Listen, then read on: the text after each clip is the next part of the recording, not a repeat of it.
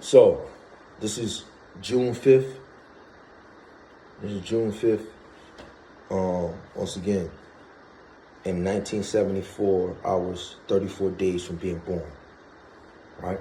And in 1974, I had an Elizabeth Betty Red, my grandmother's oldest sister, Elizabeth Betty Red. And Elizabeth Betty Red has a daughter named Sandra.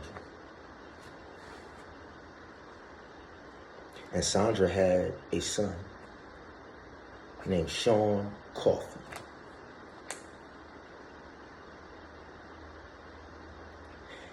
And then on my mother's side, that's my dad's side,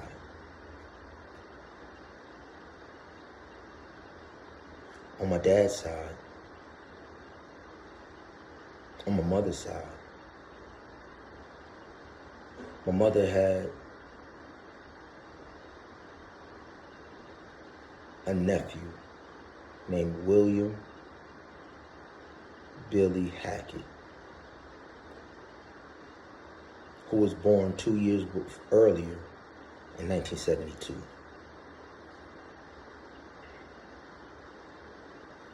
William Billy Hackett was born 2 years earlier to Diane and Butch Hackett. 1972, Diane and Butch Hackett had William Billy Hackett.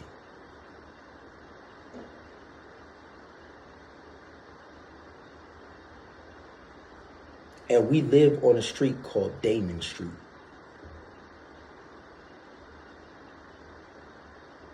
When I say we, I'm saying my older sister, Terry Leggett, who was born in 1972, the same year that William Billy Hackett was born.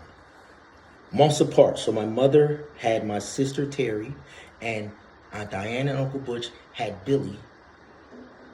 Billy's in January, Terry's in March.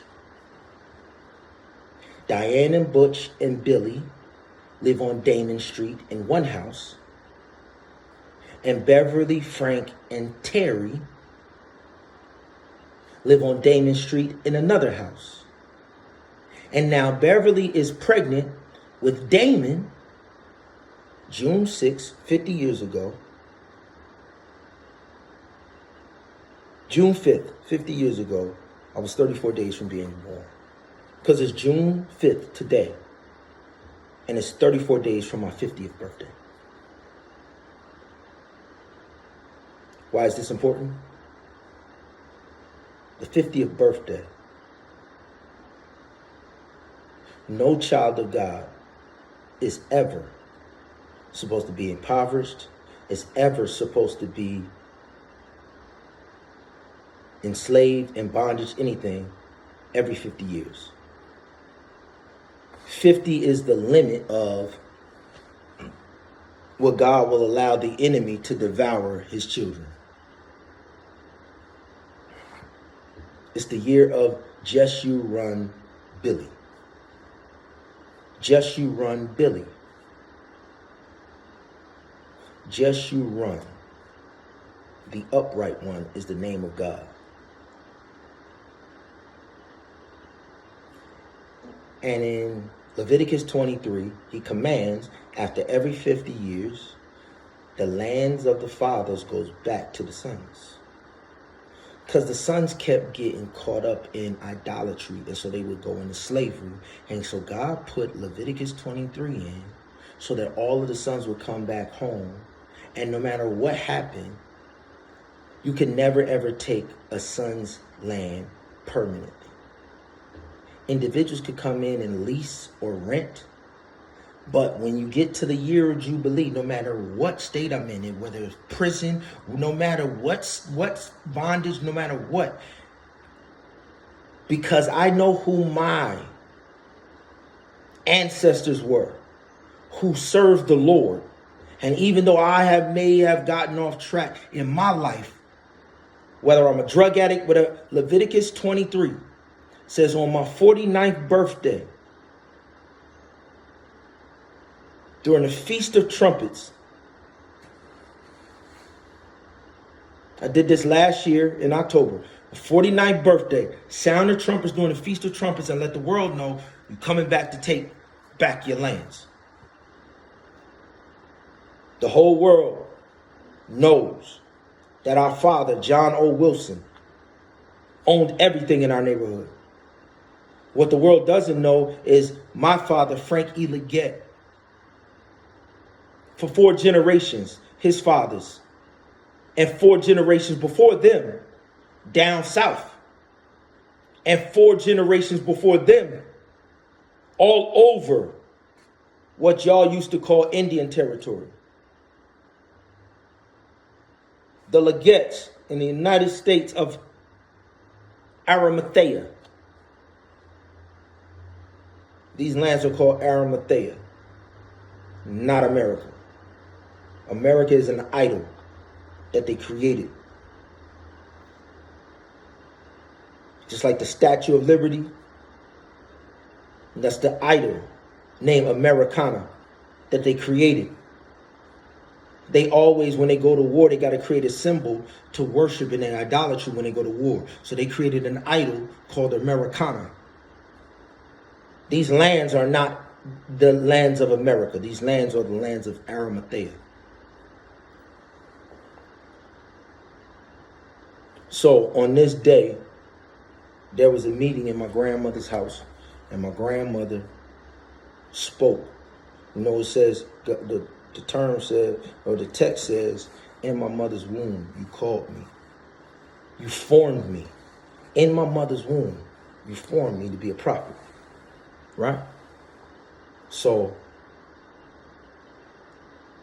while I was being formed in my mother's womb, my grandmother, Evelyn Webb, spoke life into our family. And she raised the bar on what is acceptable in marriage, my grandmother, Evelyn Webb, said, I trained up my daughter in a certain type of way, and I'm not going to let a man come in and lower the bar. And my grandmother, Leggett, and my grandfather, Leggett, who raised my father, who was lowering the bar on my mom, he lowered the bar once, had a child out of wedlock, and now is returning for a second time. And my grandma Webb and my grandfather Webb is like, ho. We not about to sit back. You're not about to lower our family bar. We don't do that.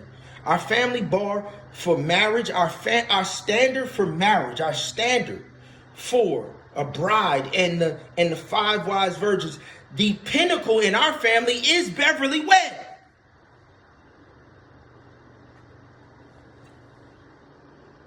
My grandmother on my dad's side, the mother of my dad, told me this story. Okay?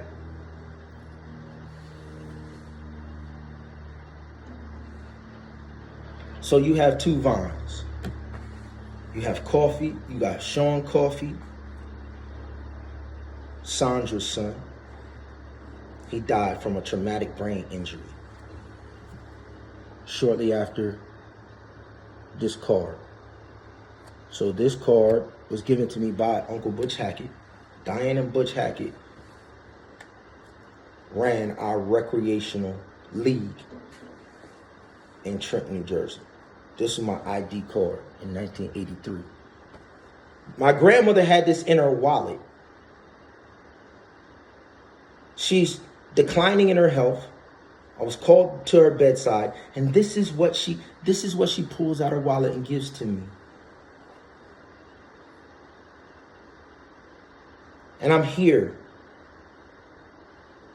about to take y'all through the year Jubilee, and my grandmother's reminding me who my grandfather is. And even though my dad sees no value in the principles of the financial covenant of God, my grandmother said, your grandfather gave his life for this. I gave my life. I fought. I gave everything. I invested in this. She said, this is what I invested in, boy. The training that Diane and Butch was giving y'all, the training that Evelyn Webb, the rebuke that Evelyn Webb gave my son, I co-signed. I turned to my son and I said, Beverly is the daughter that I never had. And my grandfather turned to my grandmother and my grandmother Webb and my grandfather Webb and said, we will do right by your daughter. So they have a wedding ceremony. And my mom shows me the picture. After my grandma showed me this, I remember my mom showing me a picture of her and my aunt Julie getting married on the same day. So it's my dad, it's my mom, Beverly, it's my aunt Julie, and it's my uncle Billy in the picture. I remember after my grandmother showed me this, I remember my mom always telling me, yo, the baby that your aunt Julie is carrying, this is my godson. And what a godson means is, I'm an auntie mom. An auntie mom means you will be a replacement. If something happens to any of her children, you and Terry will be the replacements. If something ever happens to you, her children will be the replacement. If something ever happens to Julie or Billy Hackett, I will be their replacement. And I will raise her kids, their kids, like I'm raising you. And if something happens to me and your father, Julie and Billy will be our replacements, and they will raise you exactly like we was raising you. That's the story of Queen Esther. Queen Esther's parents died. So Esther is what the whole world calls an orphan. And her uncle Mordecai and his wife, they take in their sister's child.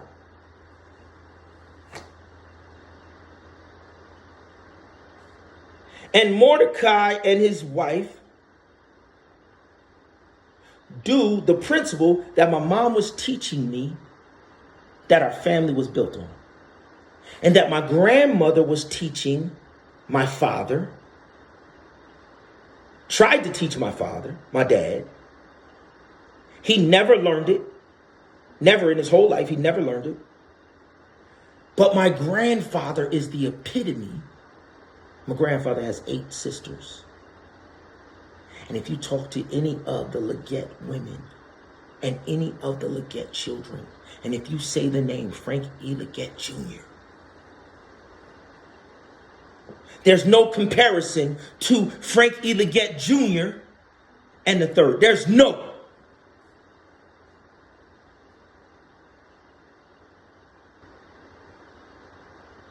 So the reason I'm here doing this is because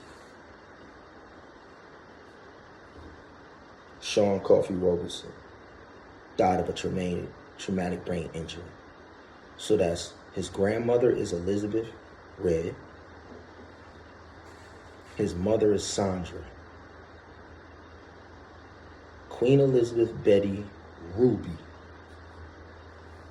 Okay? And then Sandra, Ruby Red, gives birth to Shawn Coffey. And then William Hackett gives birth to Shawn Hackett, who last year died in a traumatic brain injury, trauma.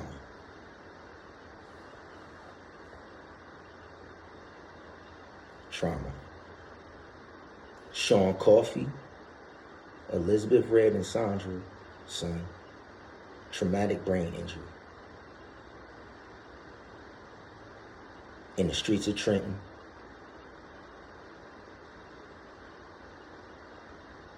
A horrendous botched robbery goes down. They try and rob my cousin. They drive in the car. And the high-speed altercation and chase or whatever. But at the end of the day, my cousin hit his head on a curb going high speed from the altercation with the vehicle. Traumatic brain injury. Shawn Coffey.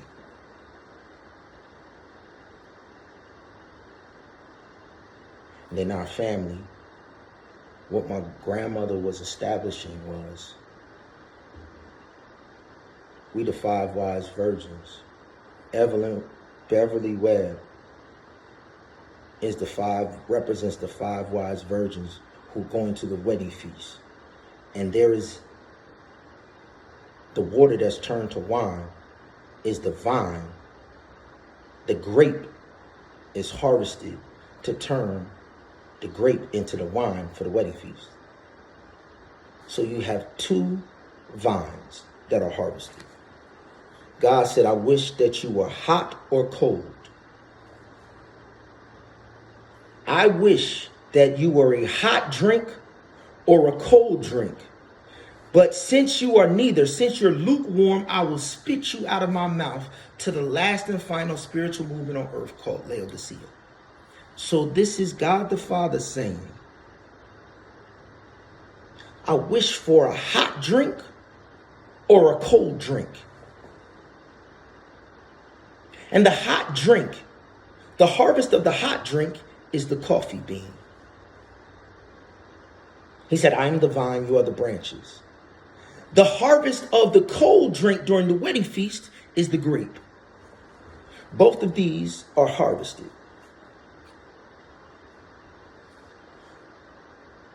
And the process that the husbandman taught husbandmen on earth to recreate so that you could recreate and know how to groom your family and produce fruit. It's called husbandry, and it's found in the harvest. And so when you're blessed, you will have a harvest.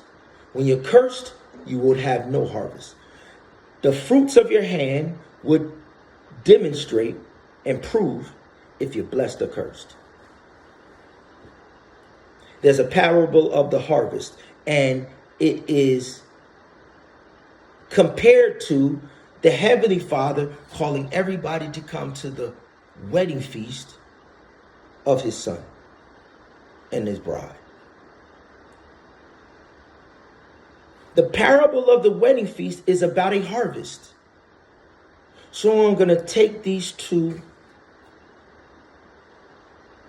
individuals because we're not accepting no more trauma. And I'm going to prove to the world that there's a difference between us and what Elizabeth, Betty read, whose mother name is Ethel Mason, and what Evelyn Webb. So Evelyn Webb represents the grape. Elizabeth represents the coffee, the hot drink and the cold drink. And the spiritual principles that they taught us is what I'm sharing with you. And I'm going to prove that there is a difference between the person who tried to take over the training that my grandfather began, and I'm going to show you that there's a deviation because he's following.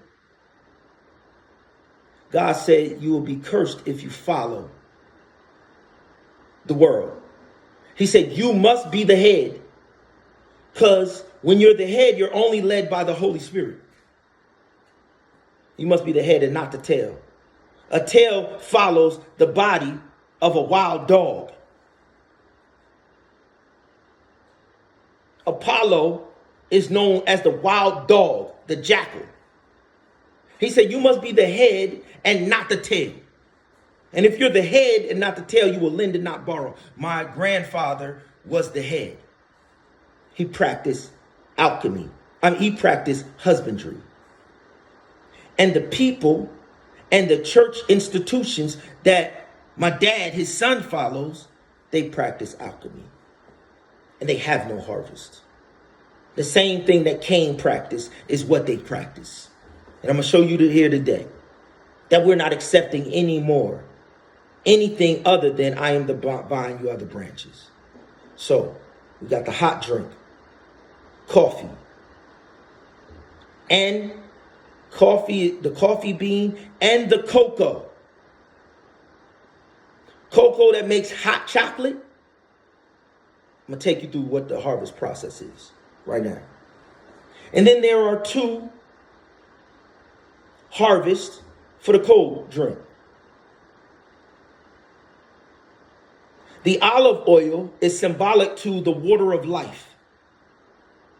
The olive oil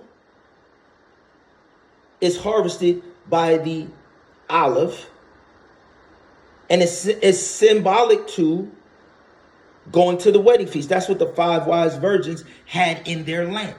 The oil comes from the olive oil. You harvest the olive oil to make the oil that goes into the lamp, and the priest take it into the sanctuary.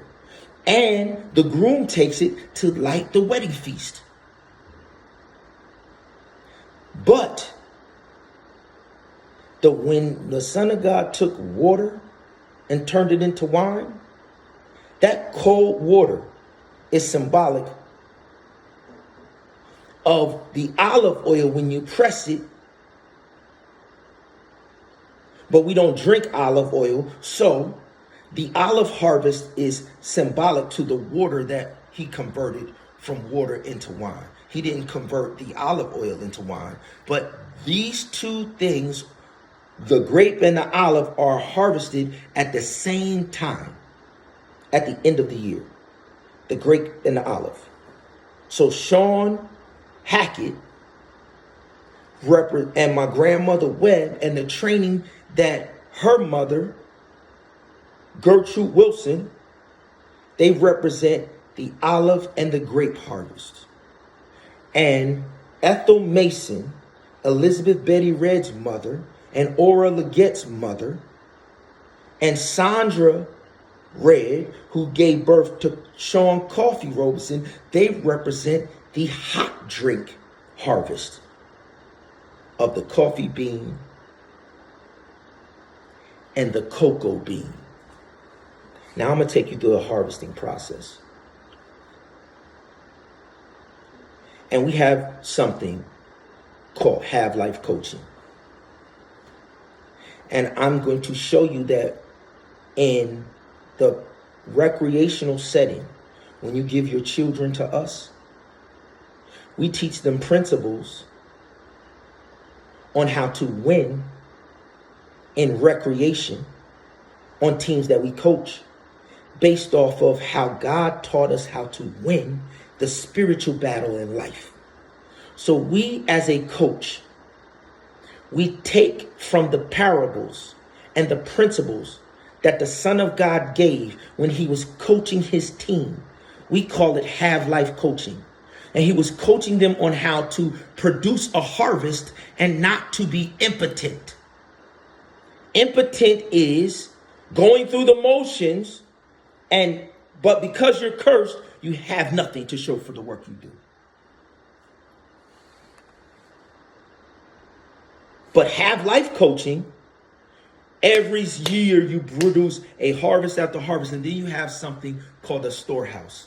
A storehouse is a bank. Every single person that belongs to God is supposed to have a surplus in a storehouse of harvest after harvest and generation after generation after generation. And you're supposed to be able to pass down. The short-term economy is called your basket. The short term in your annual income, that's your basket. But your long term, 20 years, 50 years plus of wealth, that's in the storehouse. It's in a fixed location that's protected. The basket is movable. The basket is mobile. Deuteronomy 28 says, I will bless your basket and your store. I will bless your going out and your coming in. You will be the lender and not the borrower. Okay? Your basket is your microeconomics. And the virtuous woman, she is blessed to do the basket harvest. The perfect gift husbandman is blessed to do the storehouse harvest. This is macroeconomics. I will expand your territory. First fruit blessing is macroeconomic storehouse harvest. Birthright blessing of the womb that only the bride can do is the basket, the short term. You can't, the bride is not supposed to do the long term. And the husbandman, based off of Deuteronomy 28 and Proverbs 31, God defined the roles of each one of these blessings. And he specifically said when he blessed them at the altar, he blessed this one's basket, the womb, the birthright. And so when you're concerned with what I'm supposed to do, you fumble your blessing and you can't do my blessing. And when I do the same thing, it's the same thing. It's called out of alignment. This is the science, the omniscient science of husbandry. And the other science is the impotent science of alchemy or stoicism.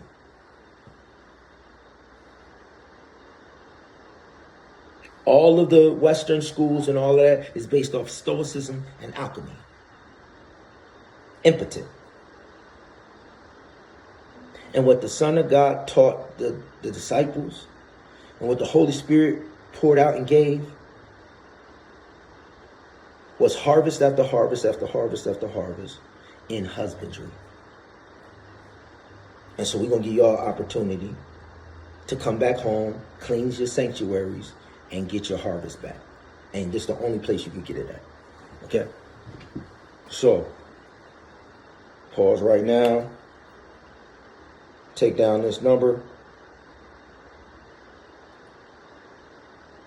Pause right now. Take down this number. 321-387-5854. This is the Have Lifeline. We have a This is not Mom Bell. This is Philadelphia Wedding Bell Tower. This is the Philadelphia Wedding Bell Tower. Have Lifeline. If you want your harvest back, once again, you just got to text. You just send us a text.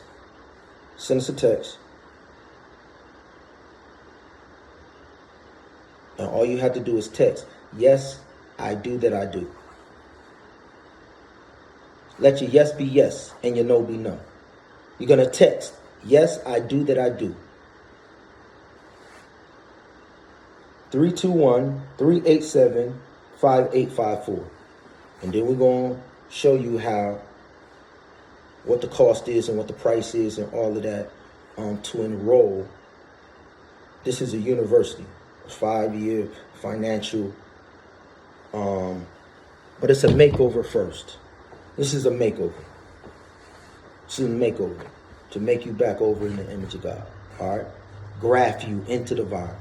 This is the engrafting process. So if you want to go through that process, this is a makeover to give you back the image that God wanted for you.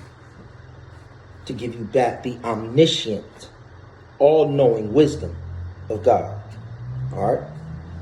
So I got 2 Shawns. From Shawn to Shawn. From Shawn Coffee to the Shawn Oldest Wine. All right? Harvest. So here's the harvest. The harvest. First thing, the crop is picked by hand in a labor-intensive and difficult process. It's a hustle. It's a grind. Because of the attack in the garden, when God turned to Adam, God said, you're going to produce, but through thorns and thistles now. It was never going to be blood, sweat, nothing. Everything was going to be effortless. The ground was just automatic. Everything was just going to continue to produce in the same form that God had created it in. But because they had got off track a little, God said it's still going to produce, but now you're going to have to go out there and you're going to have to fight for your harvest, because the enemy is going to try and devour everything. The enemy is going to try and destroy the land. He's going to try to destroy the trees, the crops. The enemy is going to try and curse everything. And you're going to have to go and meet him head on, and you're going to have to fight. Men, you have a very specific fight that only you can fight in. And women, you have a very specific fight. You have specific blessings. You have specific roles, just like on a basketball team. The quarterback is not going to switch roles with the wide receiver. The quarterback is the quarterback. The wide receiver is the wide receiver. The running back is the running back. And the quarterback is definitely not going to be the defensive end. The quarterback is the head of the offense. The defensive end is on the opposite strategy. God does everything decently and in order. So what I'm teaching you on is husbandry. God has laws to how you can have abundant life. And you have to follow it. And if you follow God's process, if you follow God's order, then you're guaranteed perfect harvest every time. And the enemy, because the enemy already lost to God, when you follow and obey God's process, the enemy has already lost to you. All you got to do is execute the game plan. Stick to the script. So it's a difficult process. It's a hands-on difficult process. Processing. It's the second step. So once you've harvested the coffee bean, remember the hot drink, Shawn coffee. The cold drink, Michael Jordan down wine. Wedding feast wine. The Michael's Angels, Michael's Jordan down wedding feast wine. And it's the Michael's Angels, Michael, Gem of the Nile Valley coffee bean. Two separate rivers that you harvest from. The Nile River and the Jordan River. The Red Sea is connected to the Nile River. So I said Michael's Angels, Michael's Gem of the Nile Valley coffee bean. All through the Nile Valley you can find these Shawn coffee beans. And all through the Jordan River Valley, you can find these Shawn Hackett grapes. Michael Jordan down grapes. So once you have your coffee bean in the basket and your grape in the basket, now you got to process. You take it through processing. The second step is processing. Once the coffee has been picked, processing the bean begins as quickly as possible to prevent from spoilage. You understand? It's living. It's living. So you want to consume it while it still has 100% of its living vitamins and minerals and everything. So the processing has to be urgent and efficient, because it will die. Once you take it off the vine, there is a window of time to where it will die. But if you consume it in the window of time, it has 100% of its living organisms, and you get 100% of the benefits of consuming the hot drink or the cold drink, the coffee bean or the grape. Processing, and processing with a sense of urgency so that it does not die. There is no death in any of the process that God, what he's teaching you is how to always have abundant life. In every step of your process, there is no death with God.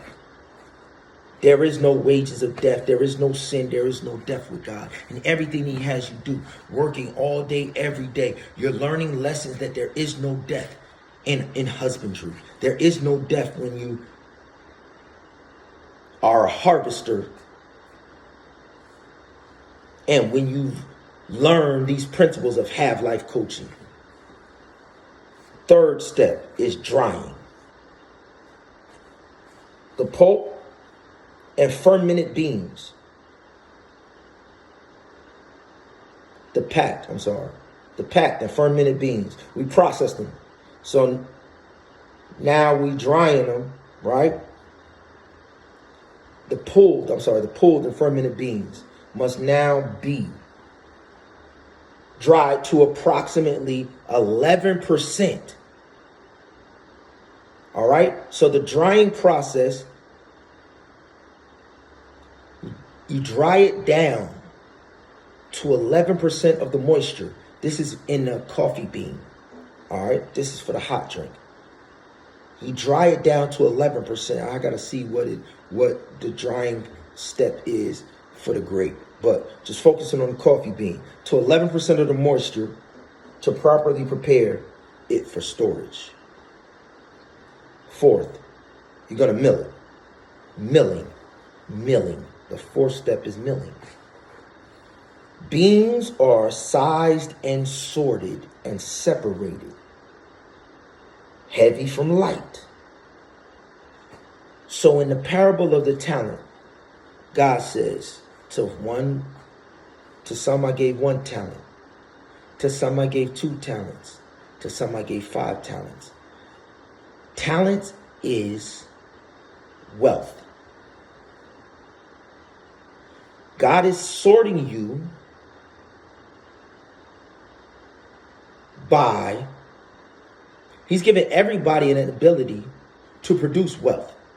Because in the door, a talent is worth 20 years worth of a day laborer's wage. So $2 million.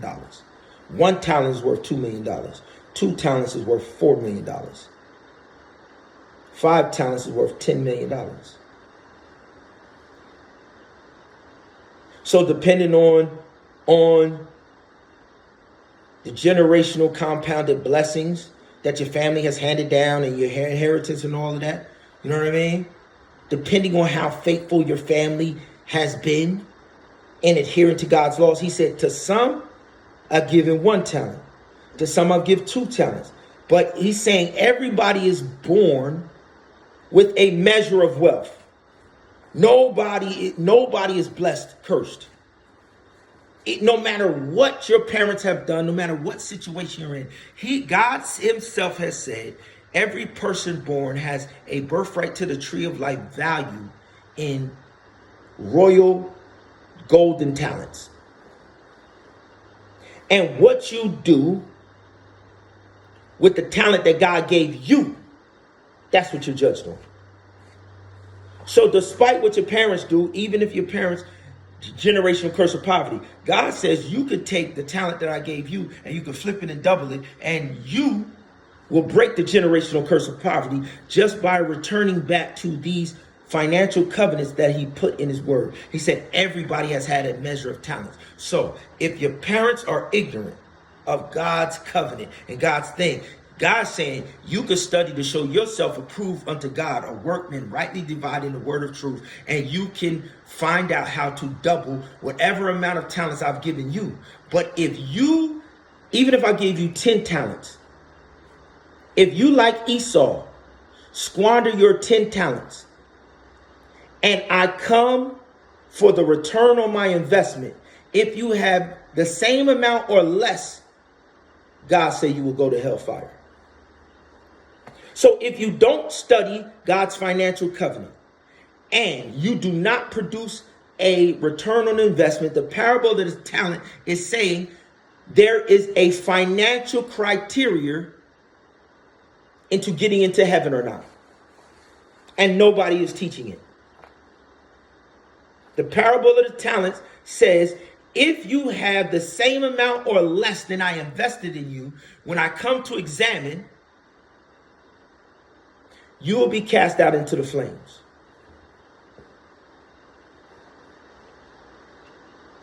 Milling. The beams are sized and sorted and separated. Heavy from light beams. So the 1 talent is lighter than the 10 talents. The 5 talents is heavier than the 1 talent. So the coffee beans are separated equal to the parable of the talents in the milling process. So all of the 10 talent size beans are, of course, they're packaged and they're sold as the best quality coffee beans. All of the 5 talent coffee beans, they're all packaged and they're in the second. So it's gold, silver, and bronze. The 1 talent, the milling process separates based off of weight, and the golden talents are separated based off of weight. 5, 2, and 1. Next is export. The milled beans are referred to as green coffee. I love it. Green coffee. So John chapter 10, God said, I have sheep of many fold. My sheep know me and I know them. Because my sheep, they hear my voice. So the fold is your religious system. God does not claim your religious system. God claims the individuals in the trap that the enemy has set. Remember, the prodigal son was in a pig's pen, a fold. God does not claim the pigs or the fold that the prodigal son was in. But the father was sitting saying, my son can always come out of whatever fold he got trapped in, and he could come home. And when he comes home, I'll clean him up. And the coming to the senses in John chapter 10 said, my sheep, they hear my voice. They know me and I know them because they know my voice. They hear my voice and they will come out of the fold, out of the religious system, out of the religious trap, out of the form of godliness that denies the power thereof. The prodigal son wasn't in that fold when he left his house. So the religious system that the prodigal son ended up in, that wasn't what he was trained in. So the fold that you're in when you're an adult, it's not. God is saying that religious system that you're identifying in, talking about you gonna be saved and you this and you that, you got truth and you da da da. God say he calling his people out of the fold. John chapter 10, I dare you to go check it out. He said they will come out and find green pasture. So the green pasture is not in the fold. It's quicksand. It's muck and mire. Every fold in between, when God poured out his Holy Spirit and what it is you're doing today, he was prophesying that you're going to get deceived and trapped and need to be delivered.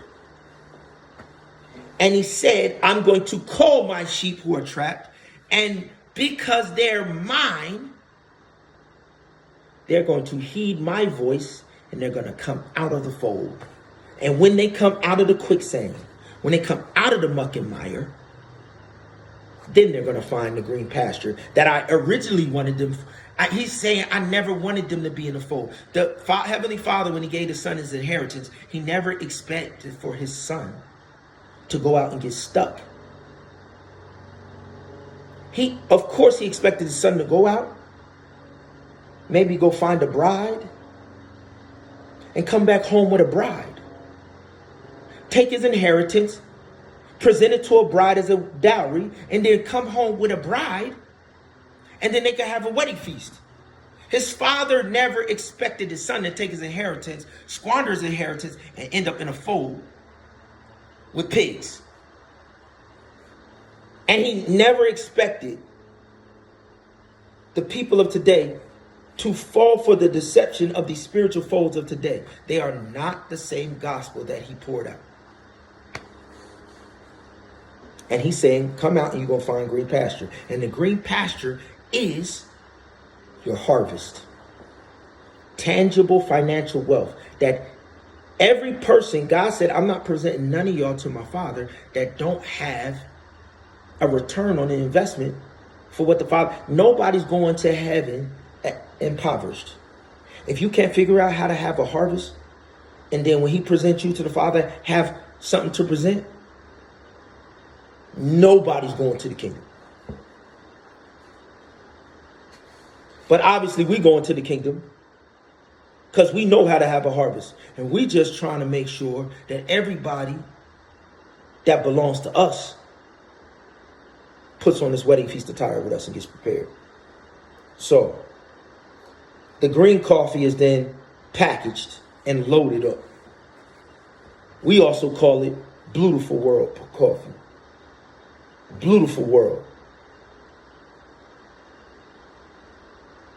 They call it green because God said you'll come out and find green pastures.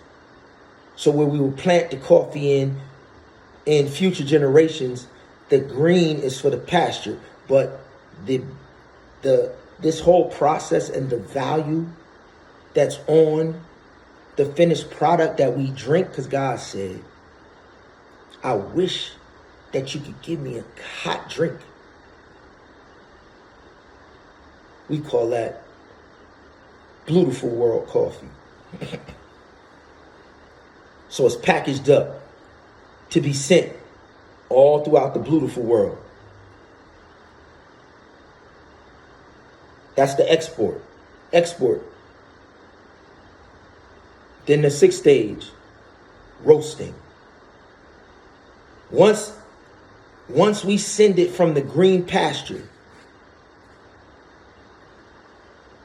So this is why I'm telling you that there's two separate harvests, right? So the husbandman expands the territory, just like the lion guards the perimeter, and he keeps expanding the perimeter so that if individuals try and attack, the further that the perimeter is, the lioness and the cubs have time to defend themselves. So the lion pushes the perimeter and pushes the Lion King is on the perimeter. He's marking the territory and he's expanding the territory. God's first fruit blessing is for macroeconomics, means an expansion of the territory. So when other individuals are not in God's covenant, they don't have any territory. So when we're in God's covenant and when we have green pasture, we get more and more green pasture the more and more we keep processing and harvesting, and God keeps expanding our territory at the expense of those who are cursed, who can't hold no territory. So the export is the husbandman who is on the outer limits of the vineyard, and he's harvested it, and he's milled it, and he's packaged it up, and then he sends it back to the bride who's preparing for the wedding feast, for the son who's coming back home. See, they sent their son out with an inheritance, and the faithful sons, they don't get caught up in the pig's pen. So the father and the mother, they're already preparing for the wedding feast every day. Every day, they know that their son or their daughters, Zipporah, came home with Moses. And Jethro was ready and had the coffee bean ready. Jethro's wife had the coffee bean brewing. Every day that Zipporah went out, they knew that the training that they gave their daughter and the inheritance that they gave her, she gonna come back with a king. So every day, the The husbandman is packaging and harvesting and preparing the hot drink coffee and the cold drink, the wedding feast wine. And when he exports it back to the house, the storehouse, the mom begins the roasting. Roasting transforms the green coffee bean into aromatic coffee beans. And they're heated between 370 and 540. So it has to be a very specific temperature. So God said, I wish that you was either hot or cold. God has a very, very specific temperature. God said, come exchange with me gold tried in the fire. God has a very, very, very specific temperature. You got to go through heat to be able to be harvested and taken to the kingdom. You got to go through heat. The trials are the heat. And you got some people who keep lowering the bar on spirituality, so they not going through no heat.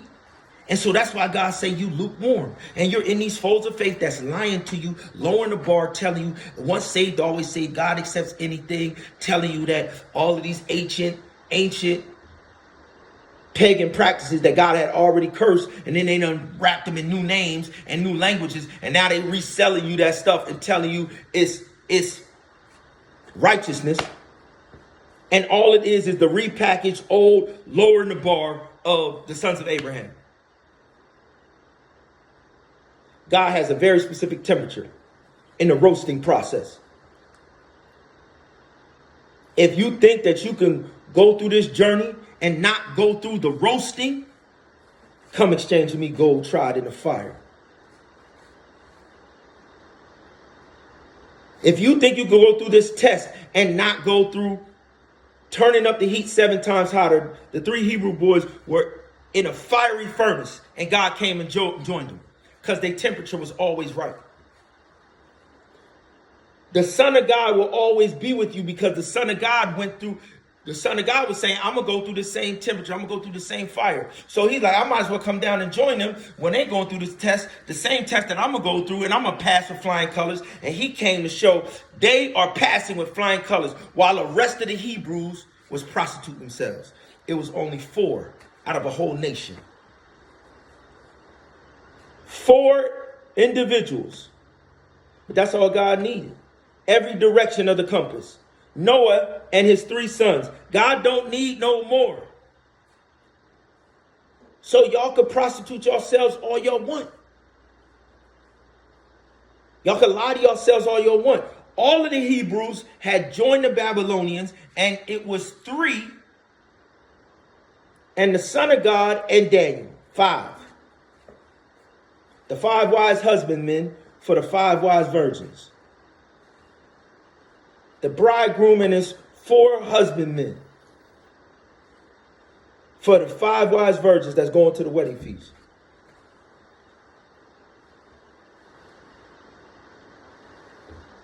Then after you roast it, you grind it. You thought the testing period was over? After the coffee bean is roasted, then the coffee bean is ground. Broken to bless. When the boy brought the 5 loaves and the 2 fish, he lifted the basket up to God. He told Philip, you give them to eat. And Philip went into his pocket. He's like, I don't got enough money. He's like, I'm going to show you this one time, bro. You got one time. I'll show you this one time. And after I show this to you, you better get it right. The next time I tell you to feed somebody, you better know exactly what to do. Broken to bless. He said, give. It's better to give than to receive. In order to give to somebody else, you got to break what you have.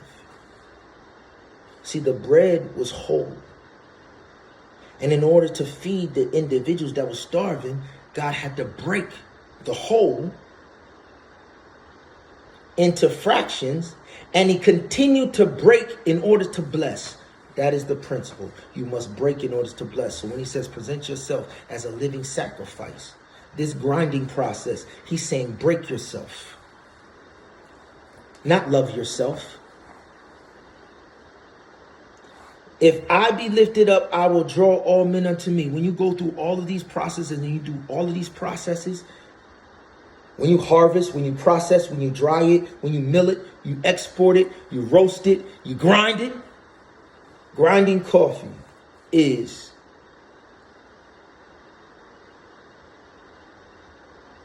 to take the specific whole coffee bean and grind it down into millions and millions and millions and millions and millions of small, fine ground coffee so that it can be consumed by the masses.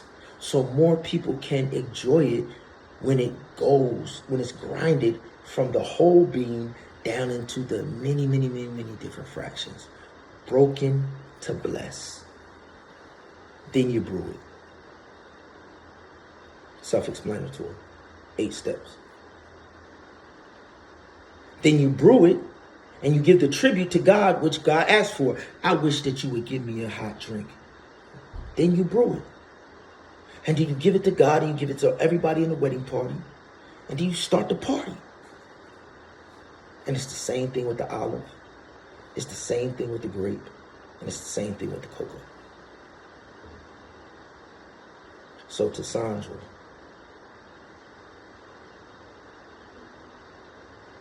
who gave us Shawn coffee, and to William Hackett, who gave us Shawn Hackett. I'm going to take the principles that both of those sons, their grandmothers, taught us in a recreational league. And today, I give you Diane and Butch Hackett's recreational league that my grandmother, Ora Lillian Leggett, invested in. My cousins can tell you, Grandma Leggett would put thousands of dollars down. Grandma Leggett would put thousands of dollars down on the street. Mattel, Maurice Webb, William Hackett, they can all testify. We would go to Grandma Legett's house. My grandma would pull out $100, whatever she had on her. You never know how much she would have. $50, $100, $500, $1,000. She didn't care. She like whoever could beat Damon from this pole to that pole, you could get this $500. You could get ask William Mattel Hunter to this day. Any given day. This how hard my grandma was training me at the crib on a day-to-day basis. She was so confident in the training that she seen me go, that she, all throughout the city, no matter where I went, she could pull up in my gym at my school, Mount Sinai. She could come to a basketball game, anything. Grandma would go in her pocket and be like, yo, if you could beat Damon, I'll give you $50. If you could beat him, I'll give you $100. I'll give you $500. All throughout the city, my grandma would go in. Listen, it didn't matter what block, what street we was on, what neighborhood, what park. My grandma would go into her purse. And